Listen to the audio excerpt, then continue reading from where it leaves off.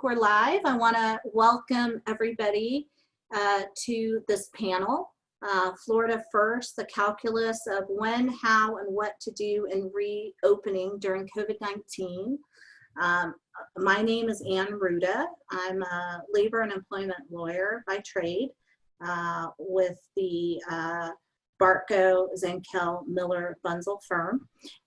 It is my privilege to moderate this panel and to have panelists John Santoro and Leslie Zigel on as Ziegle as my presenters. Sorry, Leslie. That's okay. So what I'd like to do to start the panel is have John and Leslie kind of introduce themselves, and then we'll jump right into this very, very important and timely subject. So John, do you want to start with your introduction? Sure. John Santoro. I built my first club and I started operating it back in 1996. I started the second one in 99. I have my third one now. Each one progressively getting a little larger in scale. An offspring to those clubs in the EDM movement back in the days. I started up a music festival called Sunset Music Festival, which is still running today. Well, you know, as much as we could expect it to be. So that's what I have. I have some venues and I have a music festival, and I've been shut down, turned on, and shut back down again. So hopefully we'll discuss a little bit of that today. For sure. That's very valuable. I think you are probably one of the few people in the country that have the experience in this business of opening, closing, and then whatever is going to be next. So I'm incredibly, and I think everybody who's dialed in is going to be very, very grateful to hear about your experiences. So Leslie, turn to you. Just intro yourself. Sure. My name's Leslie Ziegle. I'm a partner and chair of the Entertainment, Media, and Technology Group at Greenspoon Marder, which is a AmLaw 200 law firm. We're in 13 states, 28 offices, about 250 lawyers. And I've been in the entertainment business for 30 plus years. I got my start not as an attorney, but as a festival producer working for a gentleman named George Wein, who some of you may have heard of him. He started the Newport Jazz Festival in 1954, then went on to do the Newport Folk Festival, where Bob Dylan famously became electric. Also the New Orleans Jazz and Heritage Festival, and a whole slew of other music festivals and entertainment marketing events that I worked on in the 80s and 90s in New York City. I moved to Miami in 92 to attend University of Miami Law School. And in my legal career, I've served as general counsel of BMG's Latin division, as well as vice president of legal and business affairs for Latin America at BMG. I've been a partner over at Greenberg Traurig. Now I'm a partner at Greenspoon Marder, and I had my own firm for about 10 years. In terms of representation, I represent both creatives and business people in television, film, music, as well as I do a lot of new technology work. Some of my more famous clients include Pitbull, who I've been with for almost a dozen years, Carlos Vivas from Colombia, we've seen from Puerto Rico, the Wailers, Mario, and many others. In addition to that, I'm also a bass player, and I play in a lot of jam bands. I was in a Grateful Dead cover band for a while for the last couple of years, playing throughout the state of Florida. Terrific. I think from the talent, business, legal side, and John's experience and his, in terms of promotions, venues, and actual club, I think we've got, this is the best panel we could assemble. So I wanted to jump right in, with everything occurring in Florida, with the surges, with the reopenings. John, I thought it would be valuable maybe for you to tell us a little bit about your experience in terms of what you looked at in terms of reopening, albeit briefly, and the considerations that you had in terms of closing. If you could speak a little bit to that, I think it'd be valuable to everybody. Yeah, so basically, I mean, we could go on, and I might go on multiple tangents as we go down this crazy road of COVID. I'll herd you, don't worry.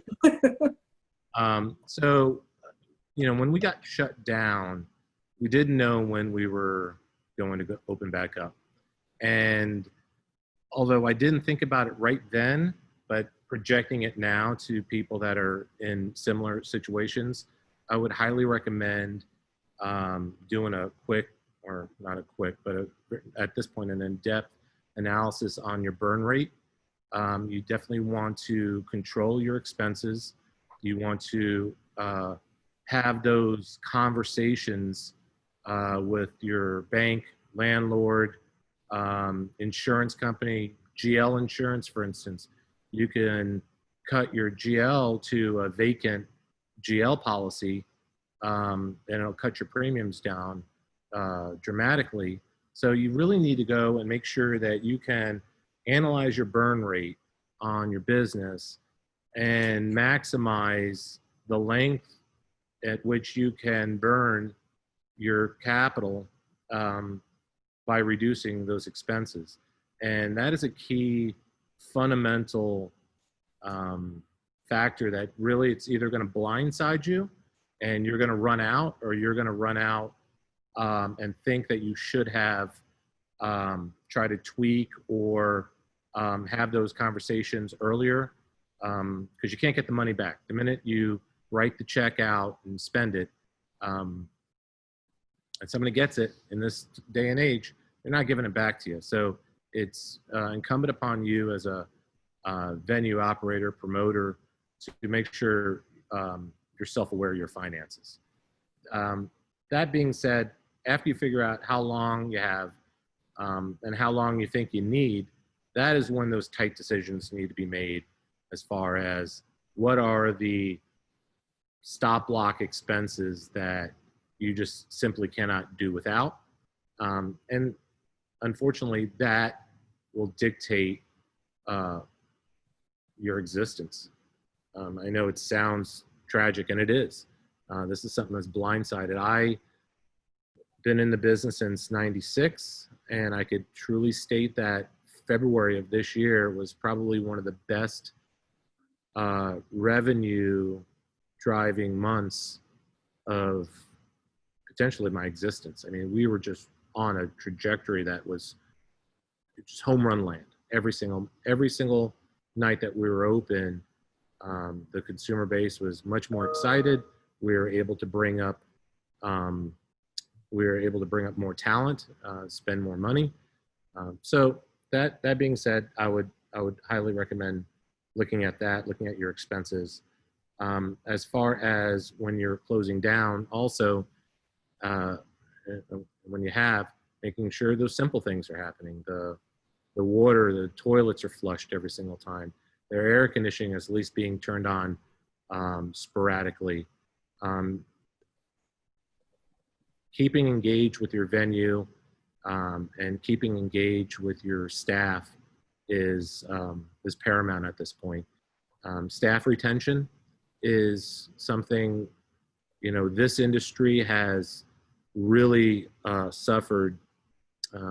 We've had PPP in play, and for the people that were lucky enough to get the PPP,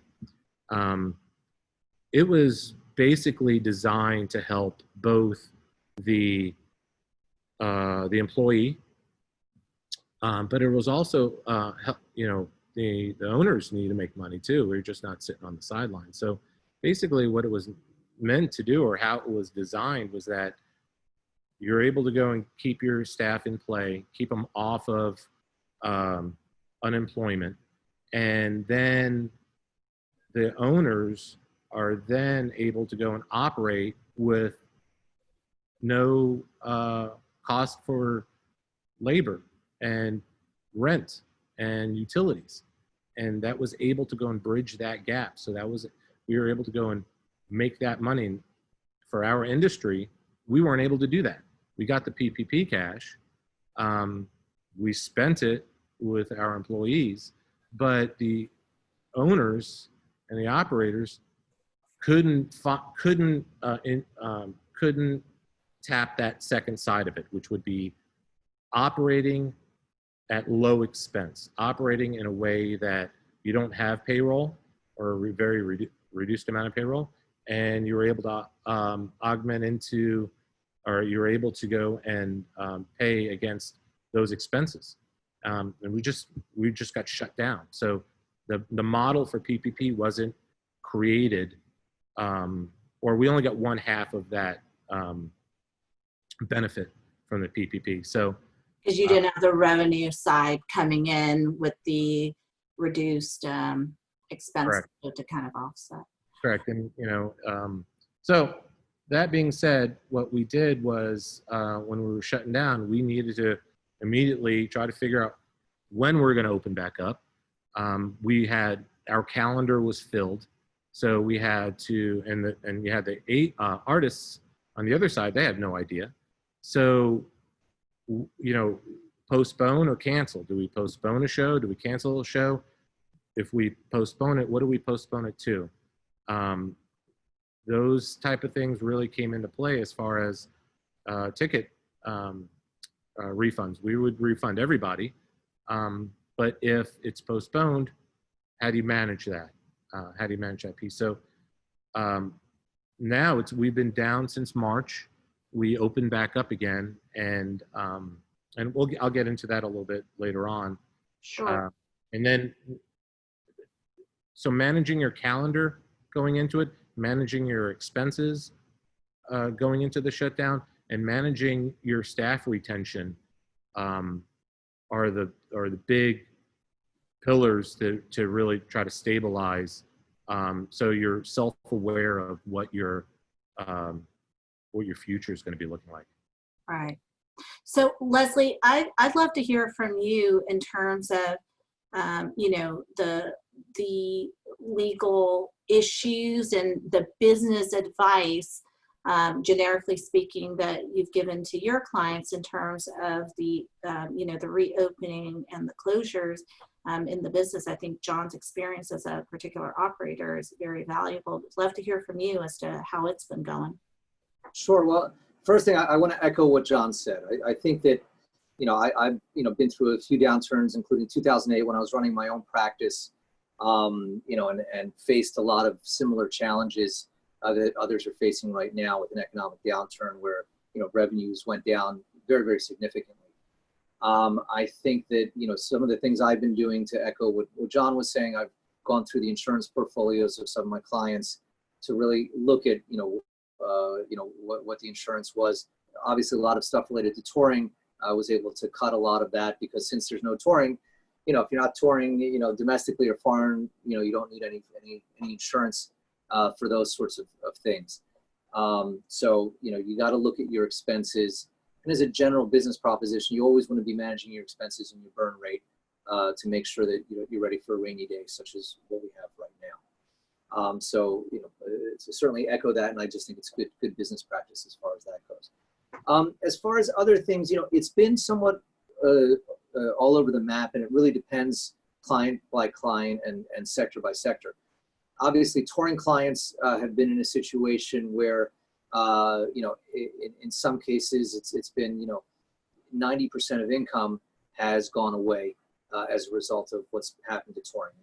These are clients that they live and breathe off of touring. So the question is, how do you pivot in this sort of environment? And there's been a couple of interesting things that have gone on. There's been you know, a jam band festival pay-per-view model. I think it's called the Are You Out There? It's Ben Baruch at 11 Management has put that together, where they have lots of jam bands going on. It's pay-per-view, it's subscription, and they're very equitably just, you know, taking all of the subscription revenues and they're you know, dividing them amongst the various bands based on viewership and so forth. So it's a very easy way to go and administer that. And what I've seen, you know, from that is, you know, they've generated now probably close to $1 million in income with that. So I think that the pay-per-view model is starting to take hold. I'm looking at a few pay-per-view events with some of my clients, and really, it's the only way you can do it right now. I've had a lot of questions about the drive-in theater approach. And there's been certainly a lot of news. You know, Garth Brooks has been very successful at it, which is great. But I think he's more the exception to the rule, and I don't know that drive-in is really going to be a solution. You know, some have said it's more of a gimmick than a real solution. I think it's a little bit of a stopgap. I don't know that you're going to get the same sort of numbers. And in this new socially distanced environment, I think you're going to be seeing different sort of things, you know, coming out, because now that you have a much, you know, since the footprint with social distancing makes the sorts of numbers you can pack into venues considerably less, you know, it may cut it down by, you know, 50, 75, 80% of what you would normally do to be able to comply with whatever the governmental regulations are in your particular state. I believe you may start to see a little bit of a pivot to more exclusive table service sort of things happening in venues. And in my mind, that's a way to do it. Depending on the act, you know, some of the larger acts can command, you know, some very significant dollars for that, which maybe will somewhat replace their income. Merchandising continues to be something that can be sold online. And I think you're going to see more happening with respect to apps online, what you know, artists are doing in terms of engaging with their community. More of the fan apps, subscription apps. I think those sorts of things are naturals for what's going on. I also think it's, you know, very important, and I tell all my clients to stay very connected with your fans. You know, you can. A lot of artists are continuing to put music out. You can still record.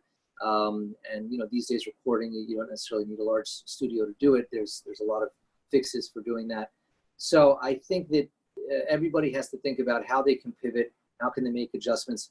I'm certainly making adjustments as well. The legal community has taken, you know, a hit just like lots of others. Our firm, this is public knowledge. You know, everybody took a 25% pay cut. There's been employees laid off, furloughed. The news hit today that CAA just laid off 90 agents, and about 275 staffers were furloughed. And that's one of the biggest agencies that's out there, but they are literally in a position very similar to club owners, that most of their income is derived, you know, on the music side from touring, and with no touring, that means virtually zero income. On television and film production, that has slowed down significantly. They're starting to restart that again, but since a lot of that happens in California, it's going to be very tough given regulations. And as we saw recently with baseball's reopening and what happened with the Miami Marlins, you know, if with this virus, you know, if it starts to hit on a soundstage or a TV set or film set, or even, you know, if anyone is doing small tours or whatever the case may be, there's you know, quite a bit that's going to be impacting that. So, you know, I think it's a matter, everybody just has to tighten their belt. It's going to be tough. I think, you know, there's that saying, was it, a necessity breeds the mother of invention? Mm-hmm. Now's the time to be creative and pivot. You know, we saw a lot of great companies come out of the 2008 downturn. I think, you know, companies like Airbnb didn't exist before that. Ybor and others weren't around, you know, back in that time frame. So I think there's going to be a lot of innovation, certainly on the tech side. And now everyone has a chance to breathe a little bit, take a step back, evaluate what they're doing, see if there's changes to be made. Certainly me and my team have been taking advantage of that as well. So that's kind of generally speaking what I can see that's going out there. And just to touch on the legal aspect of it, I mean, you know, if certainly in force majeure provisions and contracts are being looked at very, very carefully right now. You've got promoters that are asking for deposits back where dates cannot be rescheduled. One of those force majeure events that is going to implicate a lot of those provisions that have been boilerplate for decades and people haven't really looked at. So I have a question for John as a live event guy, and given what Leslie just said about how, you know, we may have to use some of these technologies or think out of the box in terms of transformation, like how are folks like you who are live event guys going to be able to transform and make money? Or is this the death of live events or very exclusive small events that might end up getting broadcast? And then there's a good question from one of the participants that I'll ask as a follow-up question to that. So, you know, nobody knows, right? The one thing everybody knows is nobody knows. Things change rapidly, week to week, month to month, and we deliver a product that it's a social product, right? So for a venue owner, you have to know what you're selling, and what we're selling is a escape, a release in a social setting, and there needs to be some pivots. There will be some extra verticals inside this industry that's going to do some live streaming, but the fact of the matter is that how we're going to approach the social aspect of it really is going to be dictated to us by regions. I'm in Tampa, Florida. We're plateauing. We need to take a look at how the government is going to impose their startup plan to us, how we're going to be stewards of our environment and our culture to facilitate that that product that we're selling, and how to stay true to that and keep everybody safe. So the answer to that is, depending on your square footage, depending on how large your space is, if they're saying 50%, you might want to go down to 40%, 30%. Try to keep it as much isolated as possible. Definitely the pivot, and I'll echo what Leslie tapped on, which would be much more intimate shows to lead off into, and to keep your to keep that vibe going, to keep the product going, but keeping your staff, your customers, and the artist safe.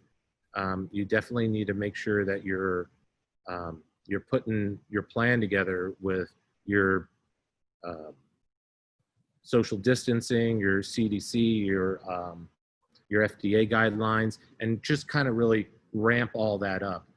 Again, we are the industry that they talk about when they're saying, hey, we need to, whether it's true or not, whatever side you're at, that is what's leading the discussion right now, is that our industry is the one that they're most cautious about, that they're most worried about. So for us to get onto that on-ramp, we definitely need to take the approach of being very cautious, being very protective in our measures.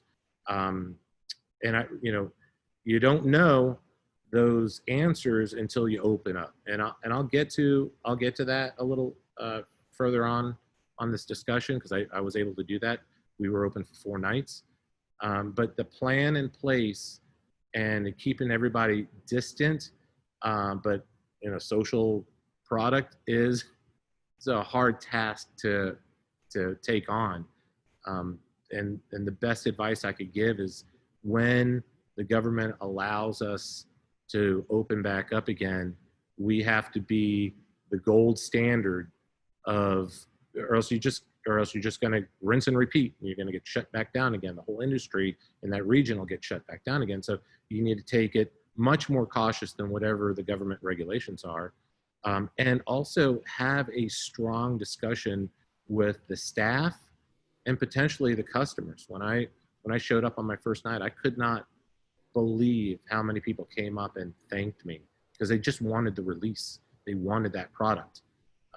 We had everybody in PPE.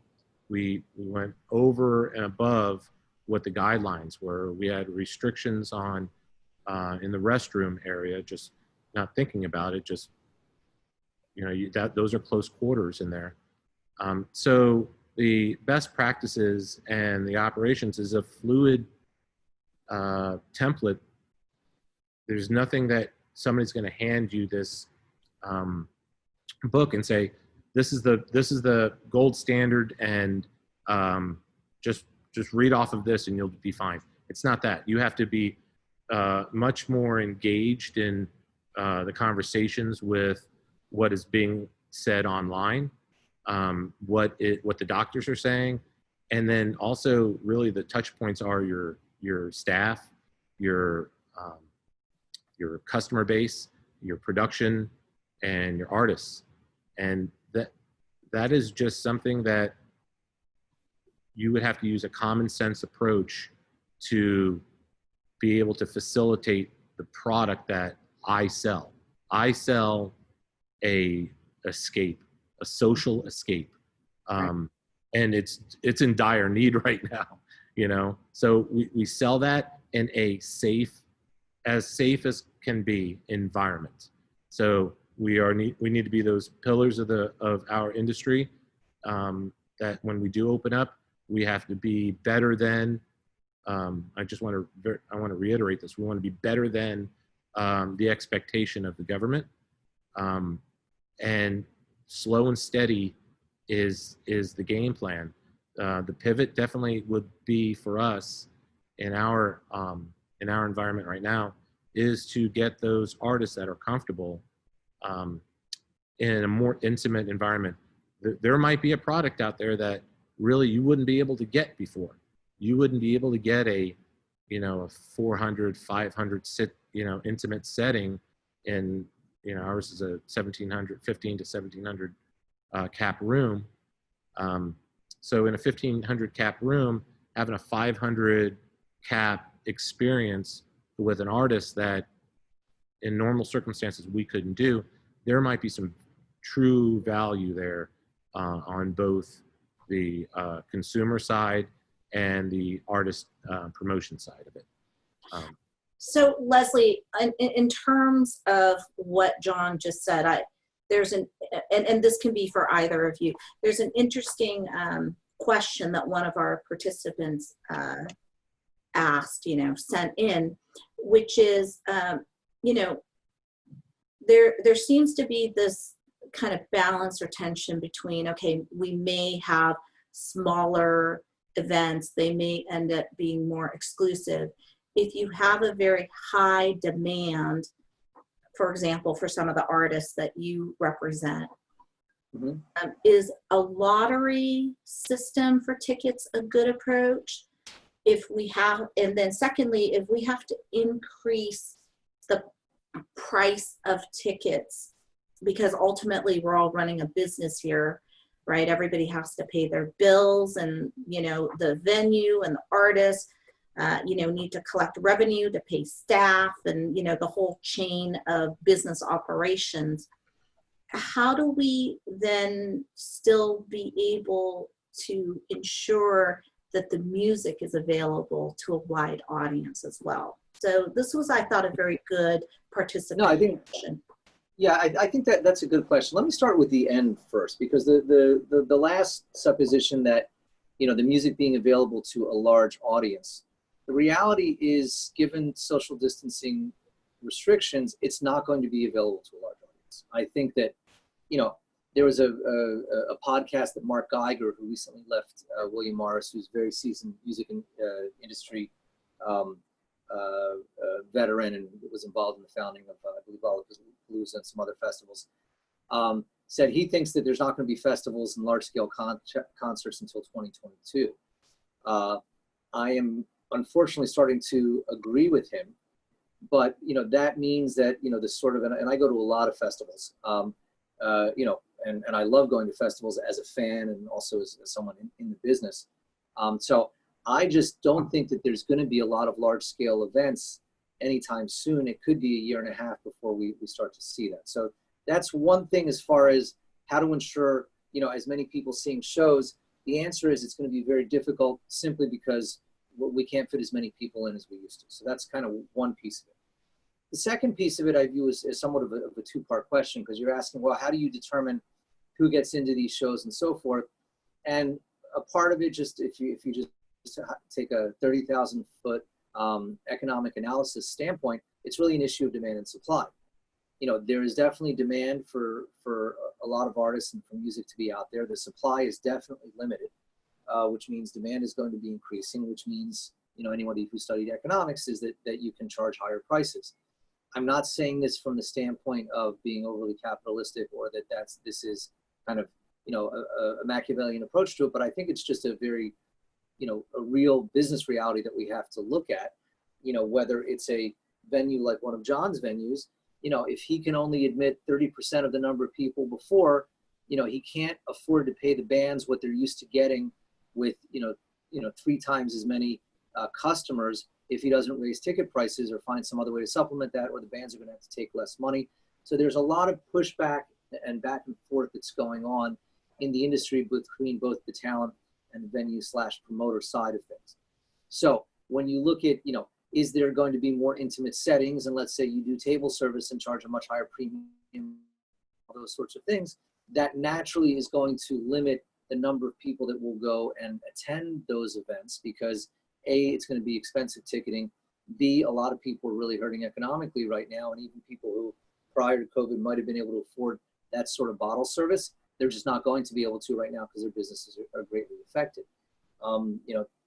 Dovetailing on John's point where February was a great month and all of a sudden March was horrific. I have a lot of friends who have businesses that are dependent on entertainment, on sports. And, one very good friend said to me, in mid-March, his business went from, gangbusters to basically losing 95% of projected revenue for the rest of the year. So, I think that, the issue of lotteries is great. I'm sure there's going to be artists who are going to want to set aside a certain part of inventory for diehard fans who maybe can't afford the sort of, the more exclusive pricing that's there. And I think it's going to be case by case, and there's going to be a lot of interaction between venue owners and promoters such as John, artist management, and the agents as well. And, just to see the sort of changes afoot, if you see what happened with the Live Nation memo a couple of weeks ago that Michael Rapino put out, they're making very, very drastic changes in terms of how their contractual relations are going to be working with artists. And a lot of people are kind of crying foul and, this is so unfair. But the reality is this is hitting everybody. And you look at a company like Live Nation, put aside what, because I know that can be a little bit of a lightning rod in the industry, the way people look at it, because it's the 900-pound gorilla, and the biggest is always going to have a target on their back. But at the end of the day, they, employ quite a bit of musicians and staff. They have a lot of real estate. They're a big economic engine. When they're being faced with certain cuts, they're going to have to make changes, like we saw today with CAA. And everyone just has to understand this is the new reality. We're in the middle of a pandemic. It's a seismic, historic event. It's going to affect the economy in a big way. We're all going to have to make adjustments. And as far as how things are going to be distributed, I don't know the answer, but hopefully I've been able to highlight a couple of different possibilities and what the landscape is now looking like. John, do you have any follow-up on that from your perspective and where you sit? Well, I think that us analyzing it as a team here, we took the approach of, it is going to be case by case. There's no doubt about that. But as far as how many people could get to see that artist, the thought on our side was going to be simply, all right, if we have to sell 450 tickets and they sell out, then we will just make a second show, an earlier show. So our first show was from 11 to 3 a.m. The second show will sell from 7 to 11, and then so forth and so on. So what we would do is we would do a multiple on shows and try to keep them on that same night to keep our expenses down as much as possible. So our take on it is that the multiple on the show per night is probably one of those easy the path of least resistance as far as trying to get the maximum amount of people in to see the show. We definitely wanted to keep the cost down because I think, again, we're trying to sell that escape. But at the end of the day, it's true. Leslie is right on point, is that it's a dollar and cents game. Especially now, we cannot put on a show that we're going to lose. It just doesn't, it's just, we're not in fantasy land. We have to really make sure that every single show, when we do turn on, is successful, run appropriately, and doesn't negatively or adversely impact our industry as a whole. We definitely need to make sure that we're cognizant of our surroundings in regards to the stewardship of live events and live music.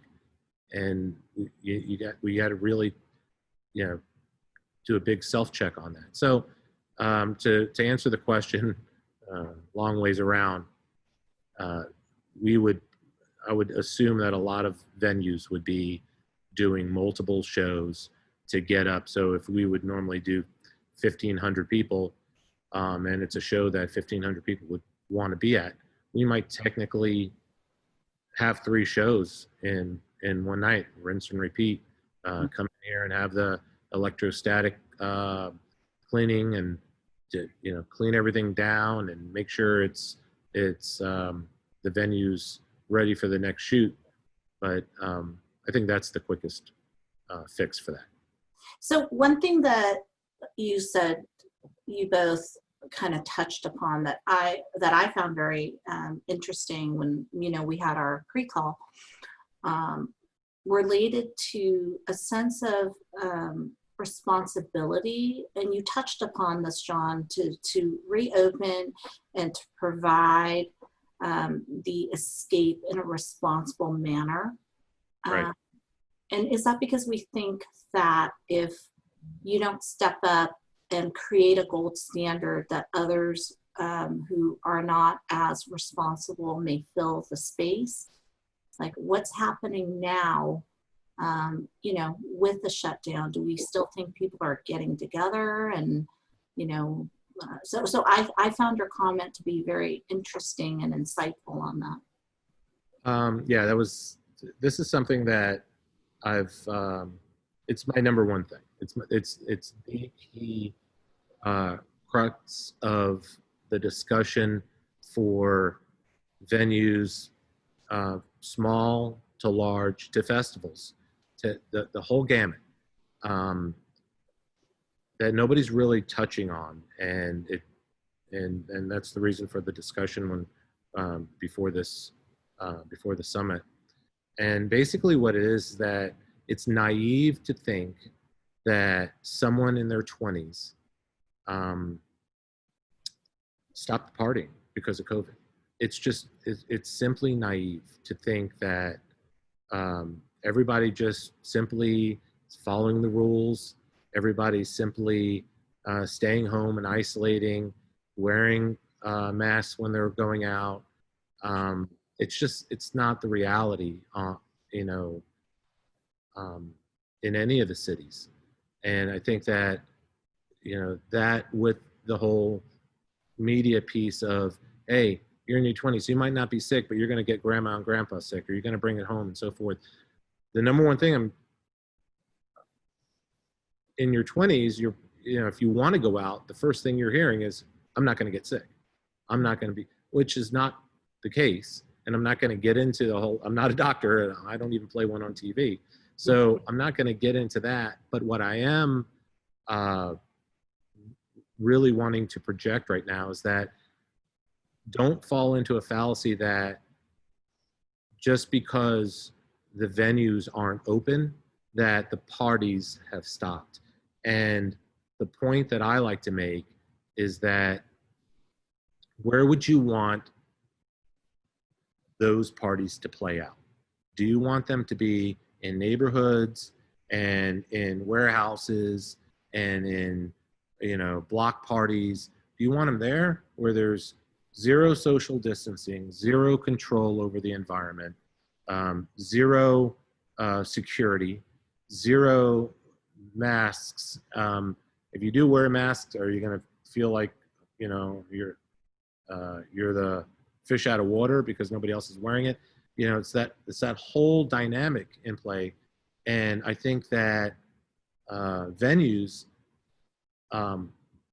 if done right, venues have a responsibility to be able to put on a safe I mean, nothing's going to be 100%, but it's going to be a lot safer than throwing a party in someone's backyard. And there's no security. There's no best practices being used. There's no health inspections. There's none of that. Mhm. And so the safety, just looking at it in the context of the health, safety, and welfare of the community, wouldn't you want, if it's going on, right? If it's going on, if these parties are happening, wouldn't you want to have at least, I'm not saying that turning everybody, turning all the venues back on again is going to eliminate it, but it's definitely going to put a dent in it. And it's definitely going to give a place where people want to be safe, as safe as could be, and still want to get out, and still saying, hey, there's a choice now. Choice A is this block party down the street, or choice B is this establishment that has everyone wearing masks, requiring me to wear a mask. That way I feel comfortable that I could wear a mask. I don't feel like I'm that fish out of water piece. And there's security in play, and there's checks and best practices in play. Nobody's So that really. you can even, almost like what you're saying is that we can role model, or that you can role model and maybe change the narrative that, hey, you can have fun, but you can wear a mask and you can be safe in this environment. That sounds to me like what you're saying. Yes. Well, I'm saying two things. I'm saying, one, that this would create an option, a better option than just a house party, right? A safer, more controlled environment than house party, one. Two, if you're a good, responsible venue, you will be able to provide that gold standard for other venues to look towards and even engage with. The one thing that I noticed when I opened up was that the demand was there. Huge demand. They all wanted to be, they all wanted to get out. It was massive. And we learned a lot in those 4 days of operation, the first weekend and the second weekend. We learned a tremendous amount. And one thing we realized right out of the gate was that people want to go out, and they want to go out in as safe as an environment as you could get. Just like, you're going to go to Home Depot, right? You're going to go out, and you don't want to go and get a hammer when there's 50 other people all crammed into a small space. You're going to go to a bigger place to do that. You're going to go into a more controlled environment to do that. Same way with entertainment. And the customer base definitely is hungry for that social engagement, and they're also as hungry to have that social engagement in a controlled environment. So the two prong is that, one, give somebody the option to have that social fix in a better controlled environment than just at a house party. And second, when you do operate in a manner that you could go and communicate with all the other venues so that everybody could share best practices, figure out what is the next best thing, because the demand is there. Everybody, once we open up, it isn't going to be like anybody's going to have a hard issue of filling space, where everybody's going to be at a reduced capacity. Mm-hmm. And the demand is outrageous. So that's not really going to be the issue here. I think the issue is going to be is how do we open up the space in a controlled, safe environment, and share best practices, have that conversation happening with people who normally would be your competition. Mm-hmm. Because right now, you have to make sure you mitigate the negative and try to, as much as you can, have those conversations to accelerate the positive, to accelerate those strong best practice points. And you might not be aware of them. Some of them are just, we weren't aware of some of the things that we were going through when we opened back up. When we opened back up again, we had the little X's on the front sidewalk. Nobody cared about that. Nobody, The little 6 foot. Yeah, Yeah. lines and stand here, and we even had security out there. No, guys, you need to separate. Nobody cared about that. Right. So you need to have a way of bringing in the customers in a controlled way. There's multiple ways of doing it. You could, when you're selling tickets, you have Group A, Group B, Group C. Group A comes in at a certain time, Group B comes in at a certain time, and Group C comes in, and that's it. And you Southwest boarding model, huh? Exactly. in Yeah. multiple points of entry, Yeah. you're separating them out a lot more. So a lot of egress spots, if you're able to convert some of those because you have an excess of egress as a point of entry, do that. As far as cashless at the front, you sell the tickets, even if it's you sell tickets in those group lanes. So the whole onslaught of the consumer coming on needed to be controlled. We were able to manage that the second night and the second week. We definitely got a good grasp on it. But the other thing is that when you accept them onto the property, you needed to make it so that the mask wearing wasn't just permitted, but it was mandatory. So having them on before you even enter into the facility in the queue lines themselves, separated out in smaller groups, that really helped out, and you don't have to have the discussion with somebody about putting on your masks, and it slows up the process at the front door when you're IDing, checking, and so forth, because at that point, all you're doing is it really creates a hard backstop on your queue line, and everybody just starts bottling up. And so how you accept them onto your property was a huge undertaking, and we needed to understand that right off the bat. The second and bigger play of it was that when they came on, certain people needed to be in certain spots. Capacity issues, the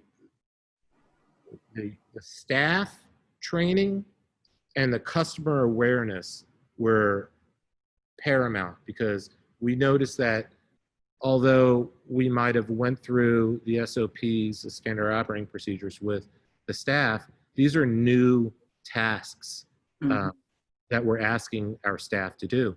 And, saying something and showing somebody what to do are two totally different things. So you could definitely have them read it. You could definitely have them sign it. But unless you have someone that has been part of the SOP, the change in operations, unless you have those leaders to go in and physically show each employee what it means in this new world, they weren't part of those conversations. They weren't part of those in-depth conversations of what we put in as far as our best practices. So not putting it on a piece of paper, but putting it on a piece of paper for their reference point, but then going back and following up with them and making sure they are doing what they need done. And you just need to have that self-realization that this is all new to everybody. Sure. And same with the customers.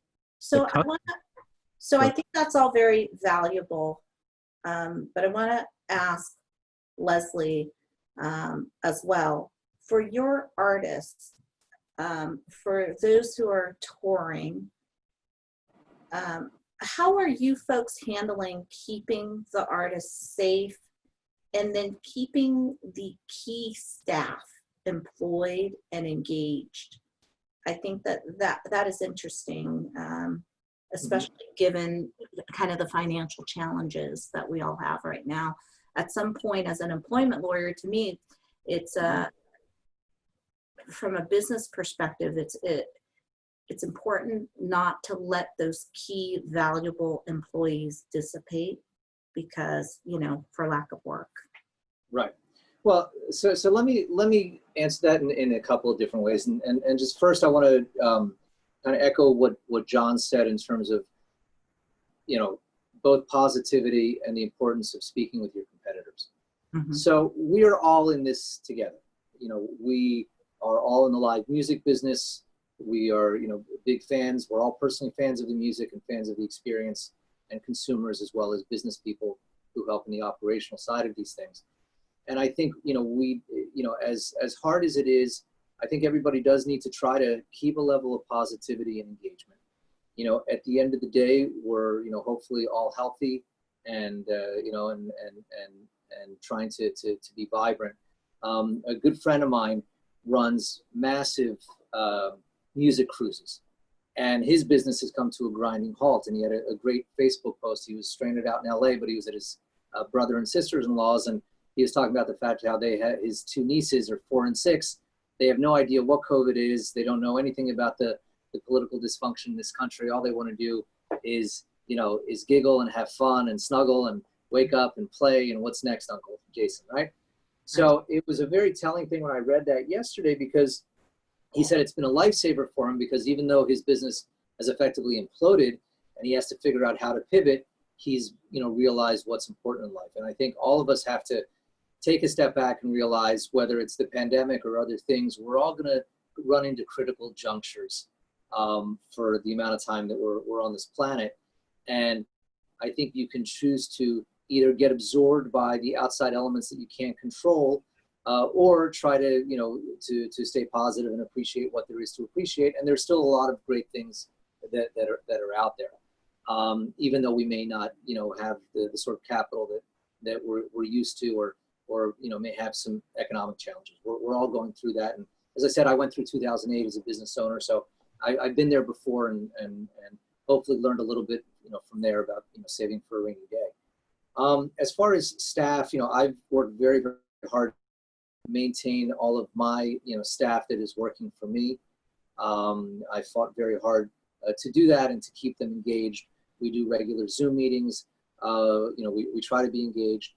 You know, the policy of our firm, you know, even though my building is open where I work in downtown Miami, it's completely voluntary for all employees. Not very many are coming here. Me and my partner do come because there's barely anyone here. So, you know, the ride from home to here gives us a break. But in terms of my staff, it's completely optional for them if they want to come in or they don't. Some of them have young children. Some of them have older parents, you know, who they see. So it's completely voluntary, and we just have to figure out how to pivot and to address that. As far as, you know, the bands that I work with and others that are out there, it's really just a matter of, you know, of advising them to be careful. I've had, you know, several clients who've had, you know, employment issues, and, you know, you're certainly going to be busy and for the next couple of years. And from a litigation standpoint, there's going to be all sorts of things that are coming out in this particular environment. And, you know, the best advice I give is, you know, be careful, you know, wear masks, listen to the advice that's being given from the scientists on it. There's also, you know, a bit of what's happened in society, especially with social media, is a lot of this gotcha mentality, where people tend to hang on to words of what people have said and say, oh, but you said this. And somehow or another, you know, it's been coined flip-flopping. But the reality is we all evolve in our thoughts and beliefs, and we may believe something, you know, at the age of 35, and at the age of 45, we may realize what we believed 10 years ago isn't correct, and we've learned certain things. So I think changing minds, you know, differing perspectives really are a testament to individuals' evolution, and is not a negative, as has been, you know, used to excoriate people, especially in the political field, where you see this notion of flip-floppers. You know, somebody who is smart and growing is going to change and is going to evolve. And I think that happens with all of us. You know, also what I can say is, you know, with respect to, you know, talking to your competitors, one of the things that I've been very happy to see is there's two great clubs in the Boca area. One is called Crazy Uncle Mike's. The other is the Funky Biscuit. And prior to COVID, they were very, you know, ardent competitors. You know, they both, the owners, who I know both, are good guys and often competing for the same bands and so forth.